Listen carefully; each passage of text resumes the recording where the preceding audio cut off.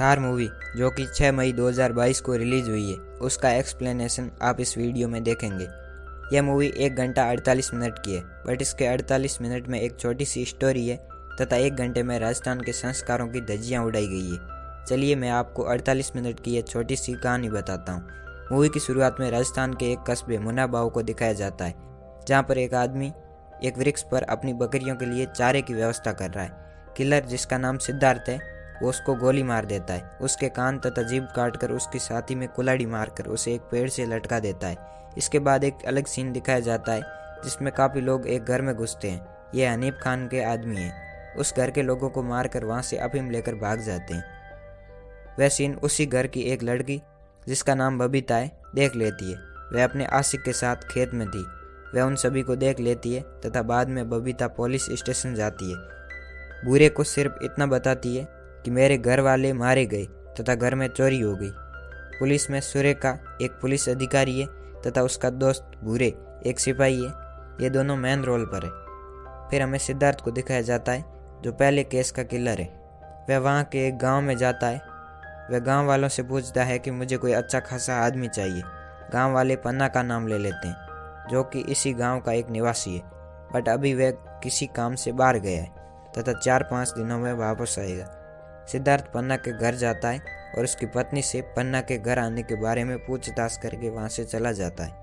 यहाँ पर वह उसकी पत्नी के गले में एक लॉकेट देखता है, जिसके साथ एक बड़ी कहानी जुड़ी हुई है। फिर एक ग्वाला उस लाश को देख लेता है जिसे सिद्धार्थ ने लटकाया था। फिर पुलिस को इन्फॉर्म करता है। पुलिस वहाँ तलाशी लेती है। उन्हें उसकी जेब से सिर्फ अफीम मिलता है। फिर पुलिस एक ढाबे पर जाती है। वहाँ पर सिद्धार्थ भी मौजूद था, जो वहाँ से बाद में चला जाता है। ढाबे के मालिक माखन से पुलिस उस लड़की लाश के बारे में पूछते हैं तो उसका नाम सुआ बताते हैं। सुआ पन्ना का दोस्त है। फिर हमें दिखाया जाता है कि पन्ना तथा उसका एक दोस्त गांव आ जाते हैं तथा उसका एक और दोस्त है जिसका नाम धन्ना है। वह गांव नहीं आता, वह 4-5 दिन बाद आएगा। फिर गांव में तीसरी बार सिद्धार्थ पन्ना के घर जाता है, बट इस बार पन्ना घर में था। वह कहता है कि आप बिना अनुमति किसी के घर में क्यों फिरते हैं। वो कुछ नहीं बोलता। फिर सिद्धार्थ कहता है कि मुझे तुम्हारी ज़रूरत है, कोई माल ट्रांसफ़र करना है, तुझे उचित पैसे भी मिल जाएंगे। पन्ना, उसका दोस्त धन्ना तथा उसका एक और दोस्त है जिसका नाम मुझे नहीं पता, वे तीनों इस काम को ज्वाइन कर लेते हैं। बट धन्ना 3-4 दिन बाद आएगा। वह दोनों को अपनी जीप से अपने अड्डे पर ले जाता है तथा उन्हें बांध देता है। उनके पैरों में कीलें ठोकता है तथा उनकी उंगलियां काट लेता है। उन्हें बहुत टॉर्चर करता है तथा वापस पन्ना के घर पर ही रुकता है। पन्ना की पत्नी को कहता है कि पन्ना दिल्ली गए हैं, 10 दिन बाद आएंगे। उन्होंने जाने से पहले मेरे रहने के लिए ऊपर वाला कमरा मुझे किराए पर दिया है। ऐसा कहकर वह पन्ना के घर में ही रहने लग जाता है। आपको याद होगा कि एक्सप्लेन की शुरुआत में एक घर लूटा गया था। वह एक अलग केस था तथा उसका किलर भी अलग है। उसके बारे में पुलिस को बबीता से पता चलता है कि उसका नाम हनीफ खान है तथा वह पाकिस्तान से है। वह एक डाकू है, अफीम का धंधा करता है तथा वे सारे अफीम को उसके घर में रखता है। पर उसे उन पर शक हो जाता है, इसलिए वह मेरे परिवार वालों को मार देता है तथा अफीम वहाँ से ले जाता है। फिर हमें दिखाया जाता है कि धन्ना भी गाँव आ चुका है। उसको भी सिद्धार्थ के लिए काम करने के लिए पन्ना के साथ सेट किया गया था, इसीलिए धन्ना भी सिद्धार्थ के साथ चला जाता है। सिद्धार्थ धन्ना का भी वही हाल करता है जो पन्ना का करता है। वह उन तीनों को वहाँ पर बहुत टॉर्चर करता है। बाद में हमें एक ग्वाले को दिखाया जाता है जो किलर के बारे में जान जाता है। उससे बचने के लिए भागता है तथा भागते भागते गिरकर वहीं पर मर जाता है। उसकी पगड़ी रास्ते में गिर जाती है। सिद्धार्थ ग्वाले को मरा देखकर अपने अड्डे पर चला जाता है तथा धन्ना को जिंदा जला देता है। पुलिस को पगड़ी मिलती है। वे वहाँ पर तलाशी लेते हैं, कुछ छानबीन करते हैं। तभी उस जगह पर हनीफ खान के आदमी तथा हनीफ खान आ जाता है। वे उन पर हमला कर देते हैं। इस हमले में सुरेखा के दोस्त बूढ़े की मृत्यु हो जाती है तथा सुरेखा यहाँ से बचकर भाग जाता है। फिर हमें पता चलता है कि धन्ना की पत्नी गौरी पुलिस स्टेशन में जाकर कुछ इन्फॉर्मेशन देती है, क्योंकि गौरी को सिद्धार्थ पर शक हो गया था।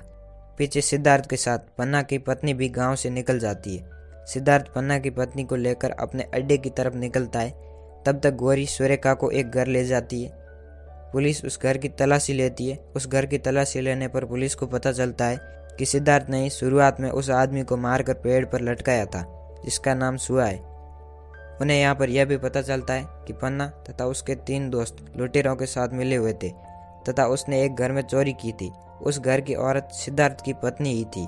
पन्ना तथा उसके दोस्तों ने उसका रेप किया तथा बेरहमी से मार दिया। इसीलिए सिद्धार्थ अपनी पत्नी का बदला लेने के लिए पन्ना तथा उसके दोस्तों को पकड़ लेता है। सुरेखा सिद्धार्थ को पकड़ने के लिए वहां से निकल जाता है। वह उसके अड्डे की तरफ जाता है, तभी वहां पर हनीफ खान आ जाता है, जो उन पर फिर से हमला कर देता है। इस हमले में सुरेखा के पैर पर एक गोली लग जाती है, बट फिर भी वह अपनी गन से सटीक निशाना लगाता है और हनीफ खान को मार देता है। एक केस यहीं पर सॉल्व होता है तथा पीछे सिद्धार्थ पन्ना की पत्नी को लेकर अपने अड्डे पर चला जाता है, जहां पर पन्ना तथा उसके एक दोस्त को रखा गया था। सिद्धार्थ पन्ना की पत्नी को कहता है कि तेरे गले में जो लॉकेट है, तेरे पति से पूछ कि वो इसे कहाँ से लाया है। यह लॉकेट पन्ना सिद्धार्थ की पत्नी का रेप कर लेकर आया था। इसीलिए सिद्धार्थ पन्ना को उसकी पत्नी के सामने जिंदा जला देता है। तभी वहाँ पर सुरेखा आ जाता है। अब यहाँ पर सिद्धार्थ की वाइफ का बदला पूरा हो चुका है, इसीलिए वे आत्मसमर्पण कर देता है।